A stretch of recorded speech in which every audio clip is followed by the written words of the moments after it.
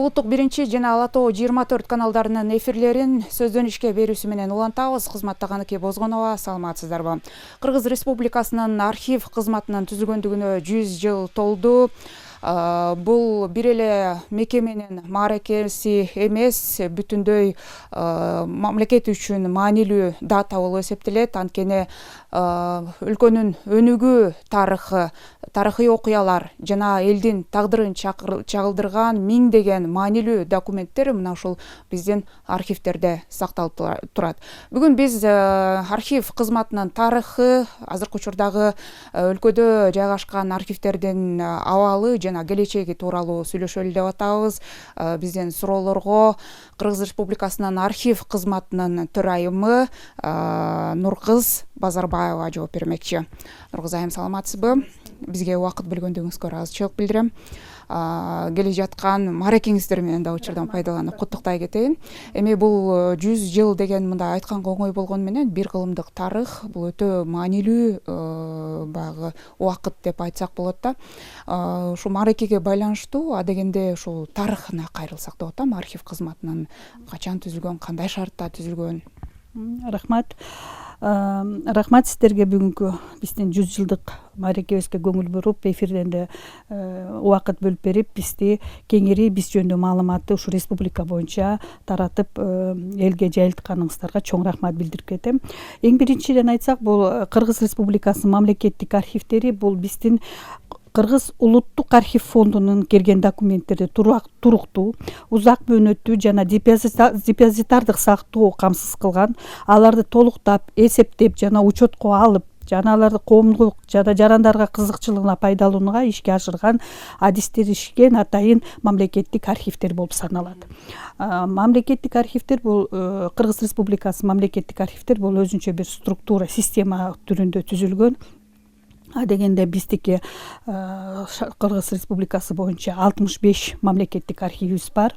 Анын ичинде 3 архив бул борбордук архивтер. Алар мисалы үчүн Бишкек шаарында жайгашкан.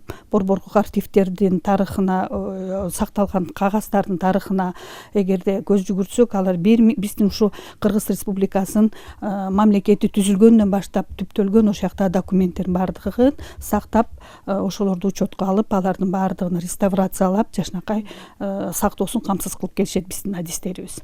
Эми тарыхка көз жүгүртсөк, Кыргыз Республикасынын архив системасы 1926 жылы 30 августта Кыргыз автономиялык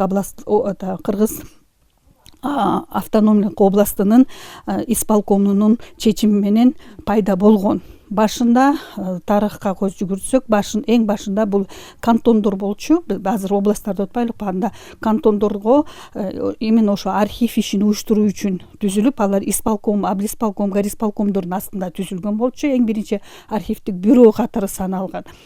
Эң тарыхтын башында ошо архив мекемелери булар НКВДнын астында болчу. Ошолорго каралып, ошолор аркылуу жумуш жүргүздү. Кийинчерээк булар МВД структурасына кирген. Ал эми 1944 жылдан баштап булар ар бири өзүнчө уже как архивный кызматтар болуп, ар бир шаарда, то есть ар бир областтарда түзүлүп башталган.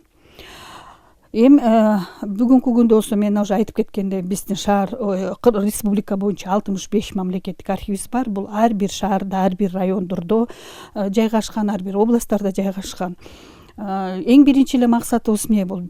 Биздин мамлекет аркылуу, значит, государственные услуги деп койсо, бизге мамлекеттен ыйгарылган эң биринчи милдетибиз бул, мисалы үчүн, документ ар бир мекеме уюмдарда жаралгандан баштап, ошо документтин кандай десем, мындай образын айтканда, ошонун жизни башталат да, как бы жашоосу бар, документтин жашоосу башталат. Бул эми багы архив кызматтарынын, архивтердин мамлекеттин жана элдин жашоосуна мындай кандай маанилүү деген суроо.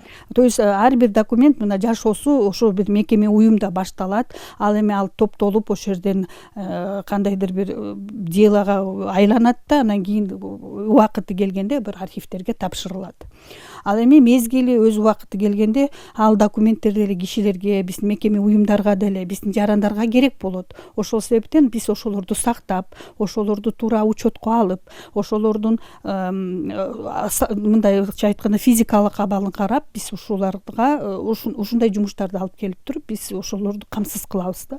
Ошондуктан биздин архив кызматкерлер мамлекеттик да жана мен айтып кеткен услугаларды аткарышат. Андан тышкары еще у нас ведомственный, межведомственный да функцияларыбыз бар. Бул эң биринчиден ушу Кыргыз Республикасынын бүт аймагында делопроизводство деп коебуз, иш кагаздары менен жүргүзүү жумуштарды да биздин архив кызматкерлер жер-жерлерде көзөмөлдөйт.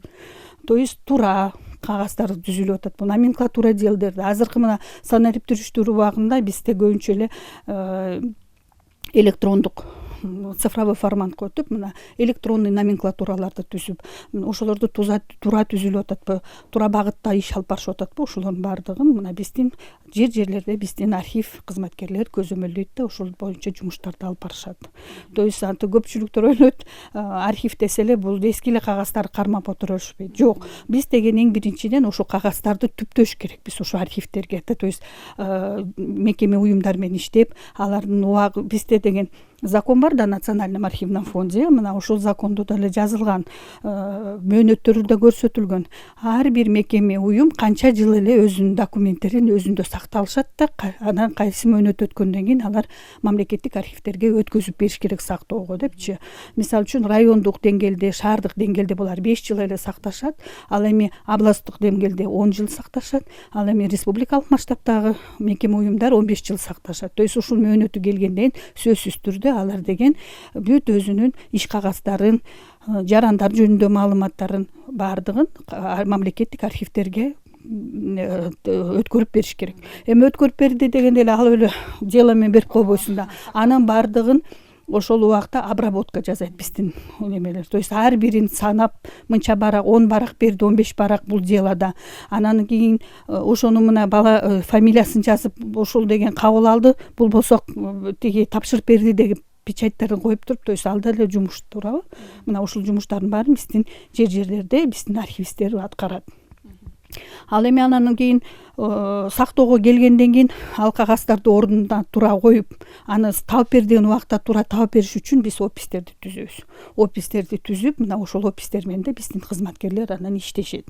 Анан ал кагаз жөн эле тура бербейт. Аны туура сакташ керек. Эң биринчиден бул деген имараттын ичиндеги нымдуулугун кагаз кармаганда, же болбосо кургактыгын, ошолордун баарын мына өзүңүздөр көрүп тургандай биздин ар бир хранилищаларда обязательно температура влажность режимди текшерип туруш керекпиз.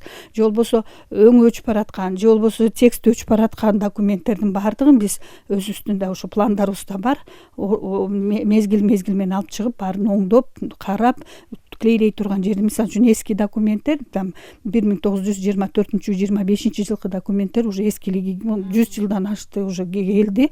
Мына ошолорду да биз улам карап туруш керек. Эми ушундай документтерди жогото албайлык, андан ары жакшылап сактайлык, аны улам кармала бергенде жоголот деп биз азыркы кезде санариптештирүү жумуштарды жүргүзүп жатабыз. Жана ушундай мындай кооптуу документтерди биринчи очередь санариптештирип туруп базага киргизип, алардын электрондой версиясын колдонгонго аракет кылып атабыз. Бирок баары бир жогоруда сиз айткан документтердин баардыгы кагаз түрүндө сакталат, санариптештирүү азыр технологиянын өнүккөндүгүнө карабай. Архивтер ушундай сактайт да. Негизи эле санариптештирүү иштери кандай жүрүп атат? Сиздерге тоскоол болгон жагдайлар барбы?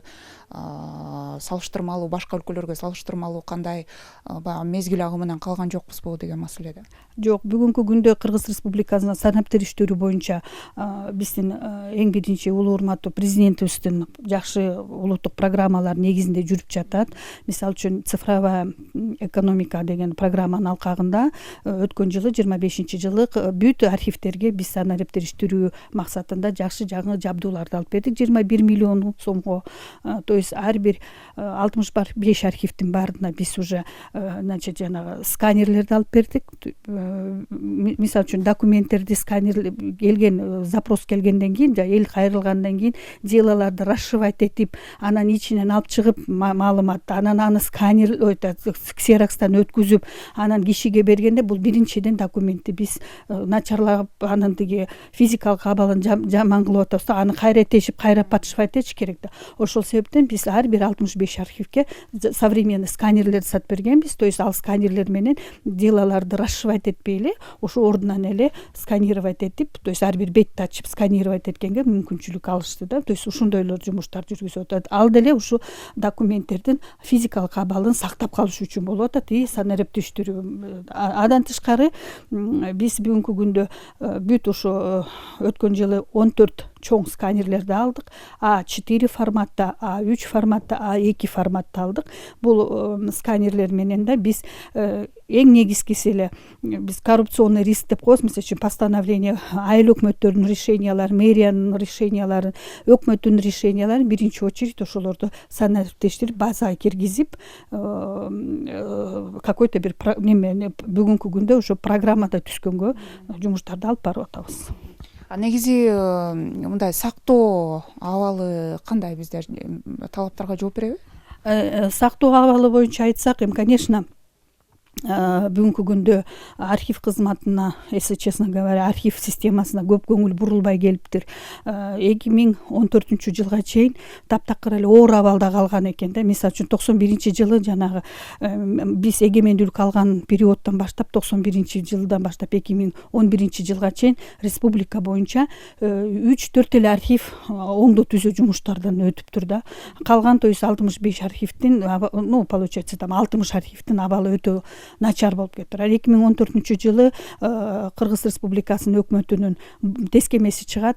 Именно ошо архив системасынын имараттарын оңдоп түзөө боюнча капиталдык ремонттор жүргүзүү боюнча атайын тескеме чыгып, ал тескеме 2015 жылдан баштап 2019 жылга чейин период алкагында бизге Министерство финансов тарабынан акчалар бөлүнүп, дагы 11 имаратты өткөздүк да, оңдоо түзөө жумуштарынан. Эми болсо 11 жылдан баштап мына бүгүнкү күнгө чейин дагы бир 6-7 имараттарды оңдоп түзөөдөн өткөзгөнбүз. Эми сүйүнчүү нерсе, мына 2026 жылы бизге жылда 1-2 имарат эле оңдоп берип атса, мына 26 жылы бизде болсо 6 жаңы имаратка жана 2 капиталдык ремонт иштерин жүргүзүүгө архив мекемелеринде акча каражаты бөлүнүп берип, то есть өкмөт тарабынан жакшы эле бизге көңүл бурулуп, бүгүнкү күндө мына ушу оңдоп түзөө жумуштары өзүңүздөр да көп болуп жазат.